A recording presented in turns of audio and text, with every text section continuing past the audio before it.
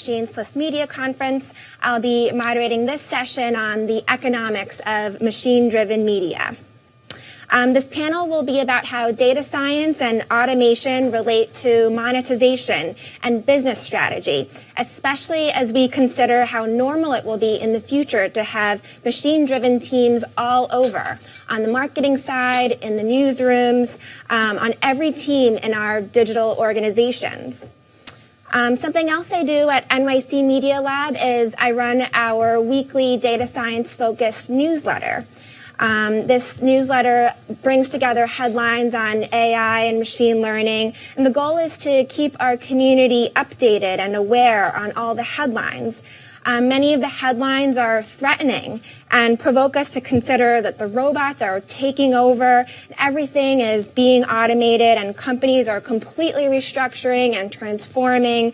And it's so easy to implement AI. Things are getting faster, and automation is really coming at us. But how is this all affecting the bottom line for media companies?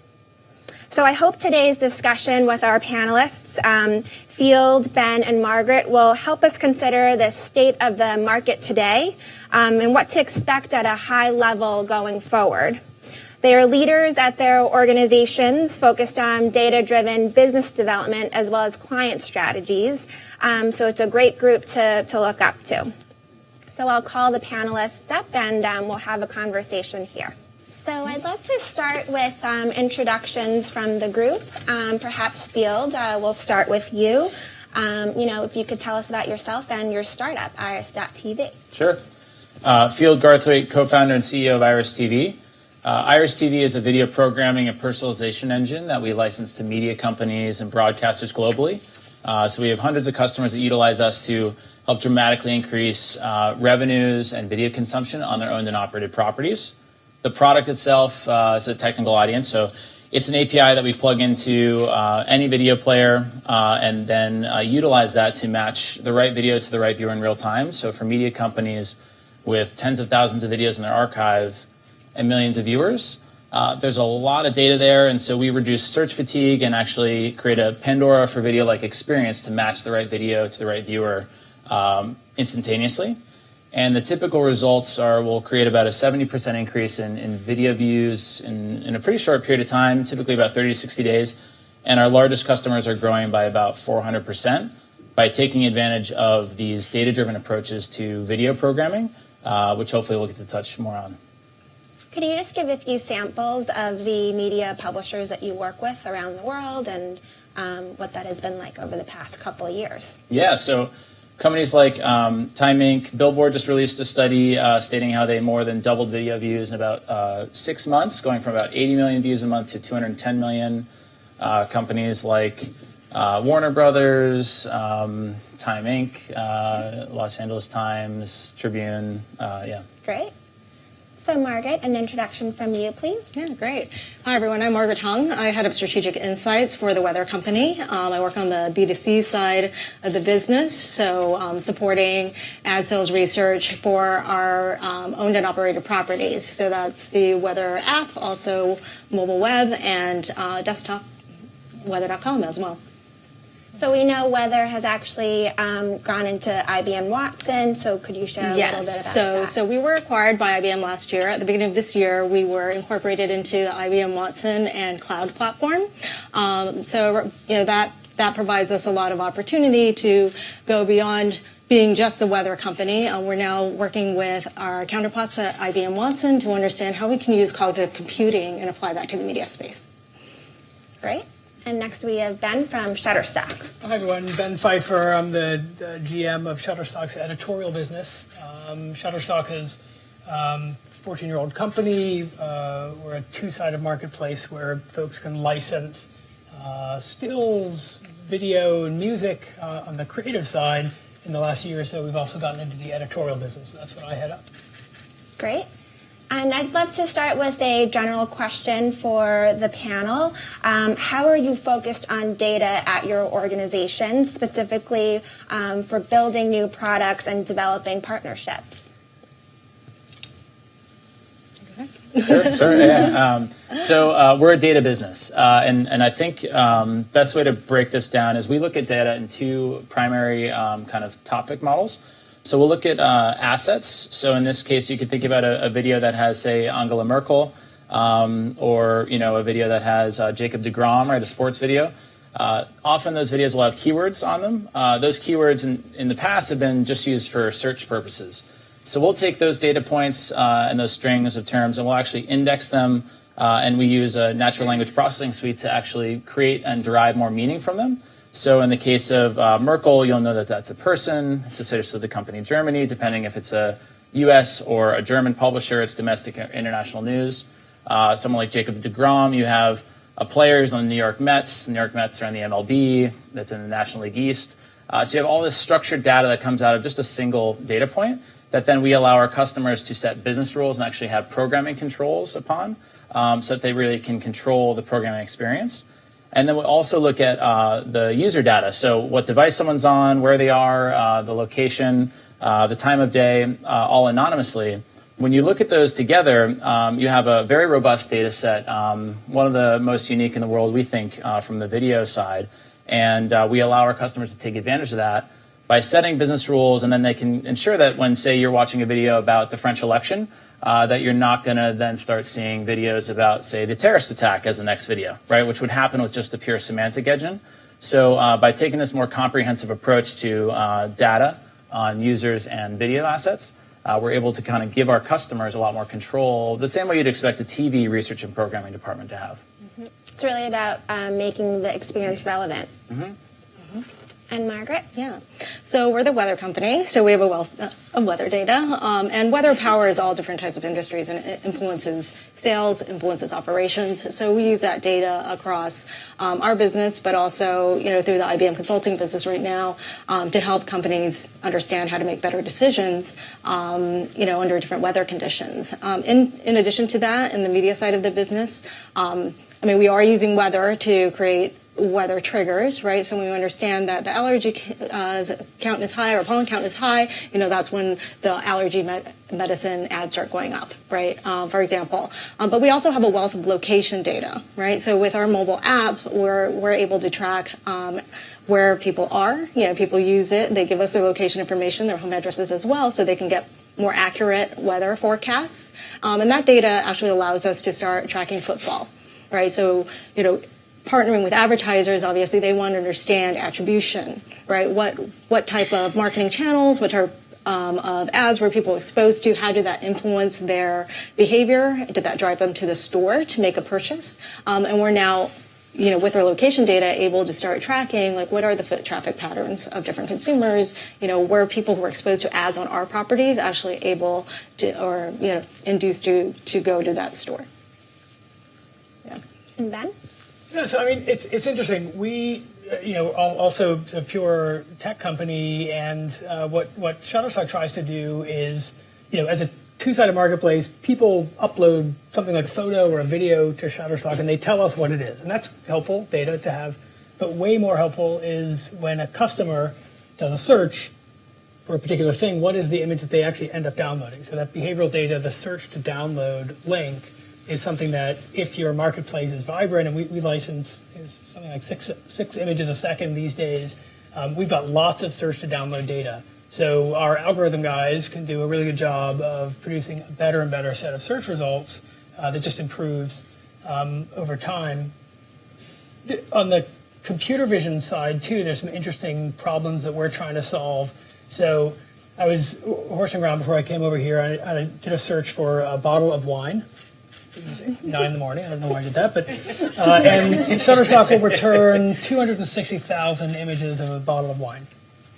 But if you're a graphic designer, this is for the creative side of our business, and you need that bottle of wine to kind of live on the left side of the image versus the right side of the image, you're up against a problem, because you're never going to scan through that volume of images. But that's a classic problem for computer vision to solve. They can, and we have some tools that are in development now that are going to help people say, I need the action in the image to be over here. I need the left part of the image or the right part of the image to be, relatively empty, so I can overlay text. Mm-hmm. So those are, couple of examples of how we're using data.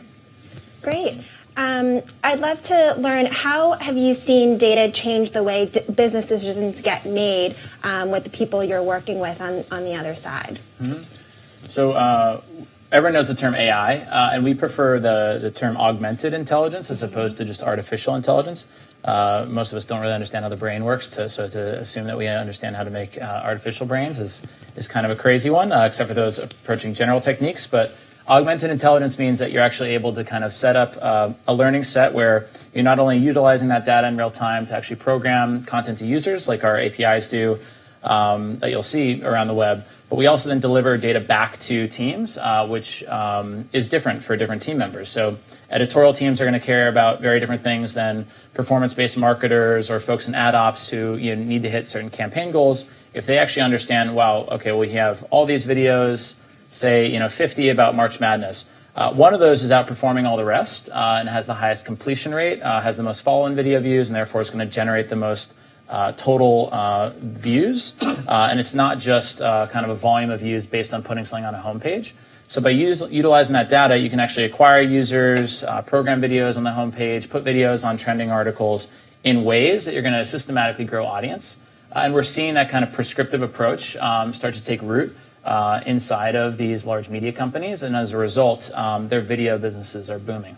So how do you make sure your product is that one-size-fits-all for the different types of people who are using your product? Because they have all these different business goals. So how are you considering that? It's a great question. It's like a nightmare, in short. No, we've had to build out systems for actually ingesting different types of feed structures from our customers. So you might have a customer that calls keywords or categories or titles different things in their code base. We'll map that over and standardize, structure it, and then we can apply that type of NLP and other types of learning to it. And then the APIs, we built actually a really interesting framework and library for that, which is, we call it an adaptive plugin. It's almost like any kind of code library where you can actually utilize it in your video player. It'll hook into JavaScript events in your player. And then you can install things like skip buttons, thumbs up, thumbs down, little pop-ups telling you what's up next. And it's all configured back to your business rules and your archive. So it's all proprietary to that publisher. So our goal is to make the video viewing experience on companies like CBS or Bloomberg significantly better from a video viewing perspective than say a YouTube or a Facebook. And I think we'll accomplish that within like the next 18 months. And I feel like you might have some things to share about this as well, since so many different types of business users use Shutterstock.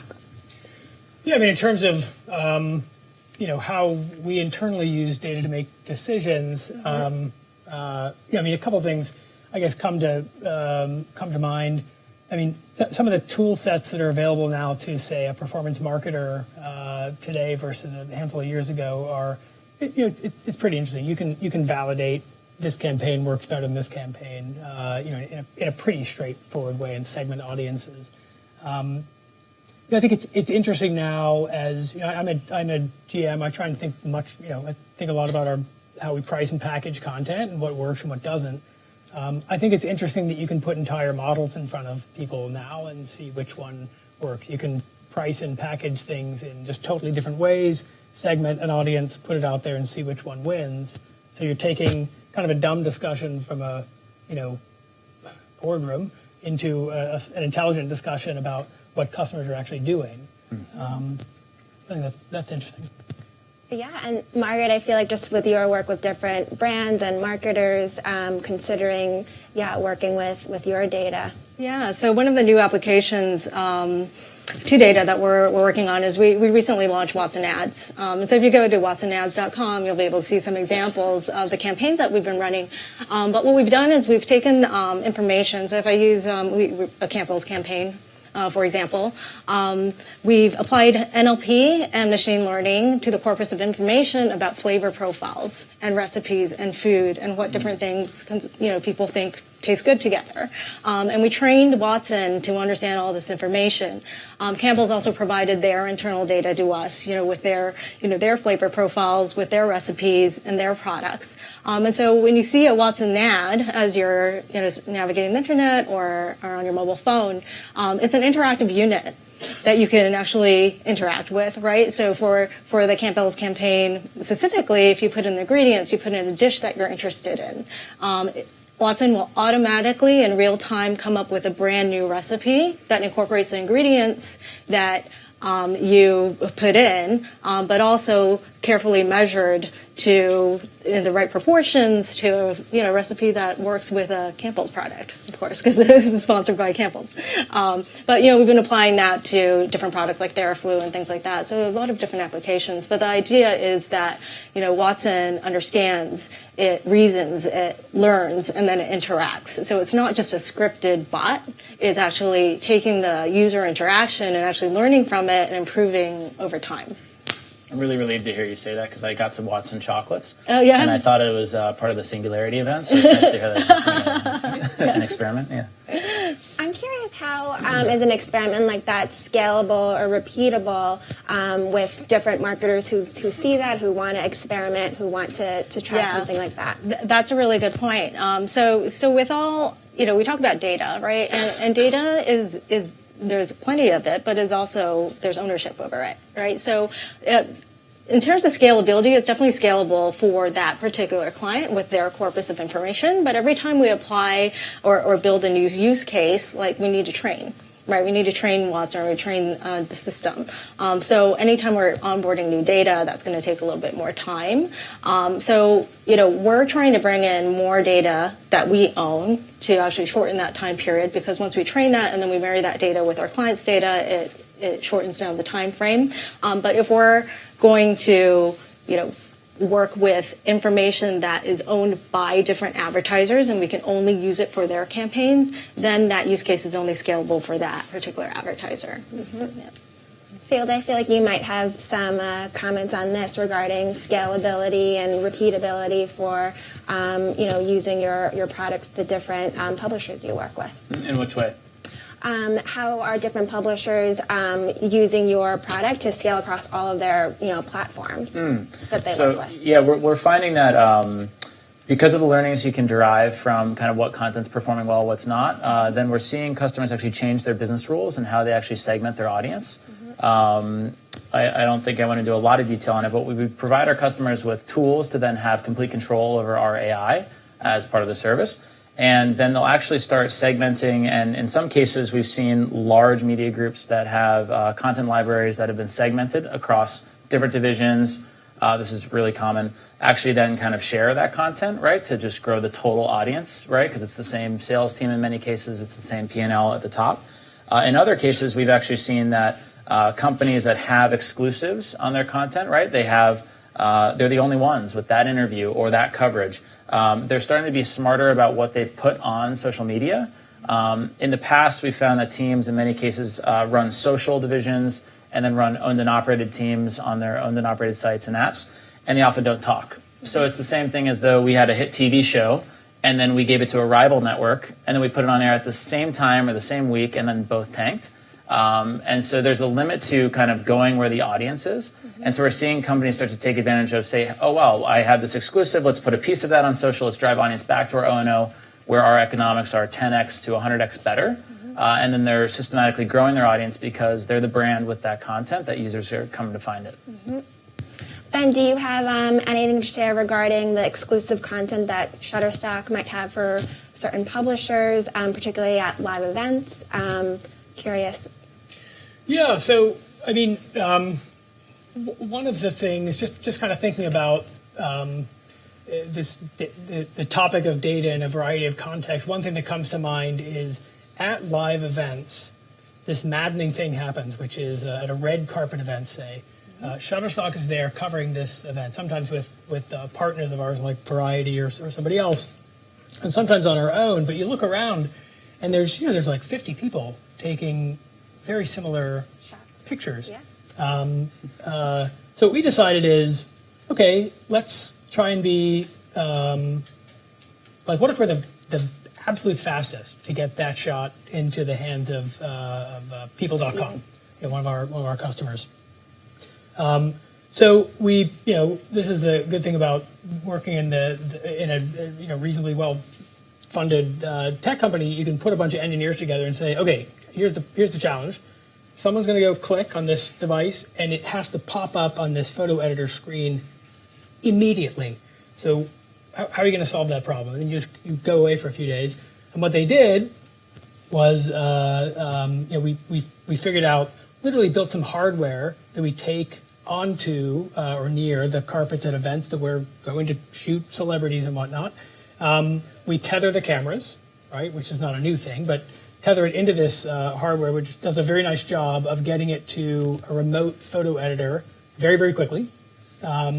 There's some things that happen today manually that you could imagine would be automated very quickly. I know there's been a lot of talk about facial recognition. It's not such a hard problem. It's pretty well solved, especially for well-known celebrities. Still in our industry, people are often typing in the names of celebrities, mistyping in the names, misspelling the names, and so forth. So you can imagine that getting solved.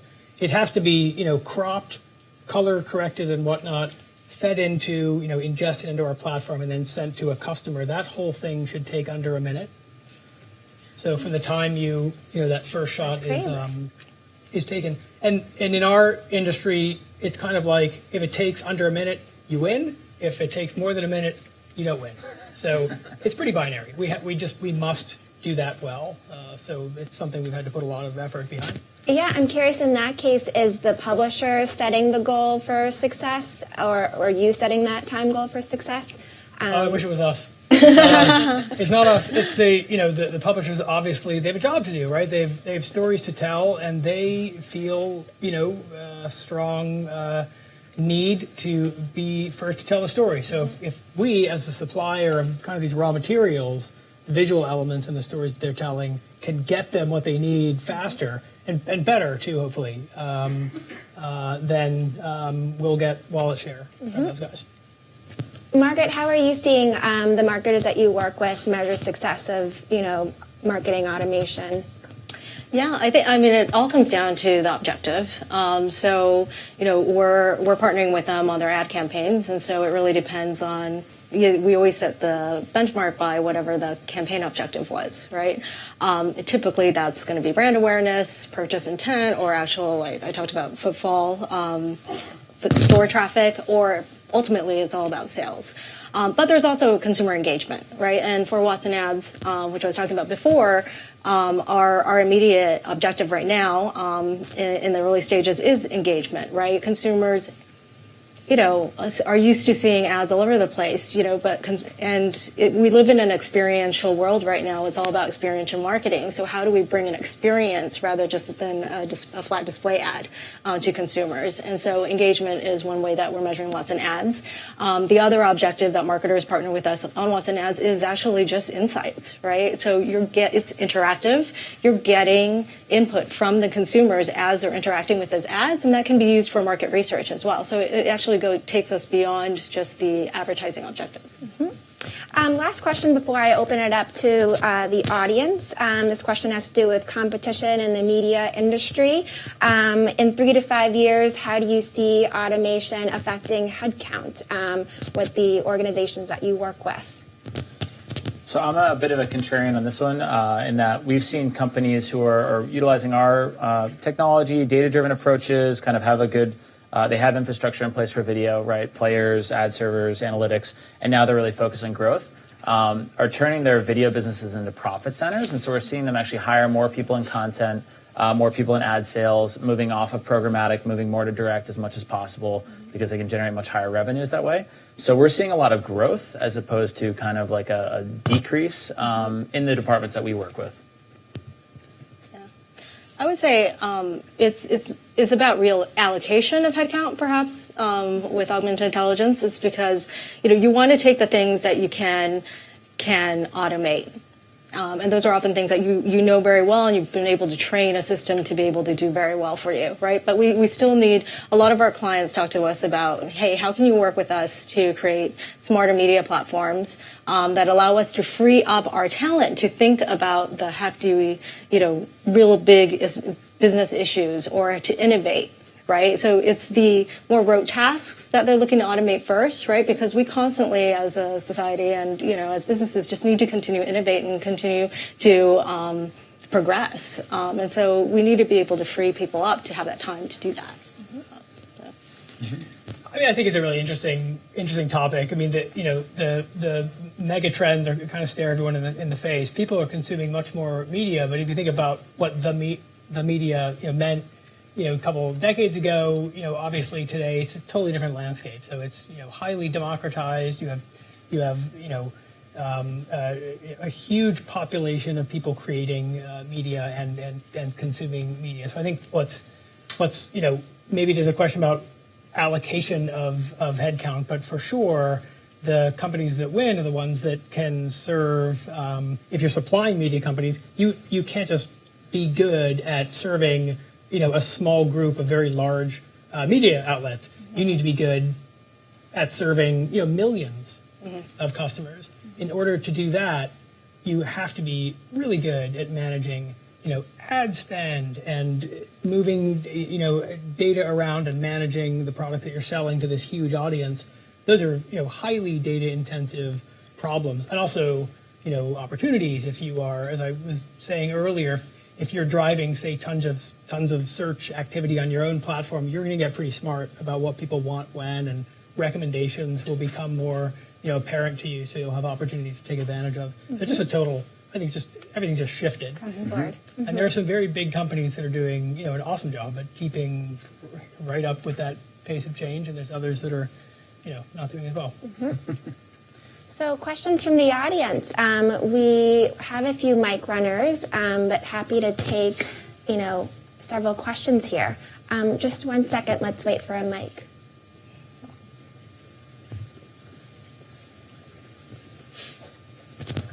Hi, I'm curious about a lot of the projects that you talked about are in some ways curated for your customers, and I'm wondering, are you seeing customer requests, or how available is your data outside of the curation? I mean, I'll say weather data. Like, I want to be able to cross-reference weather data versus historical crop trends. If I'm a customer, or what? I mean, how acceptable? Which may or may not be a customer-driven request.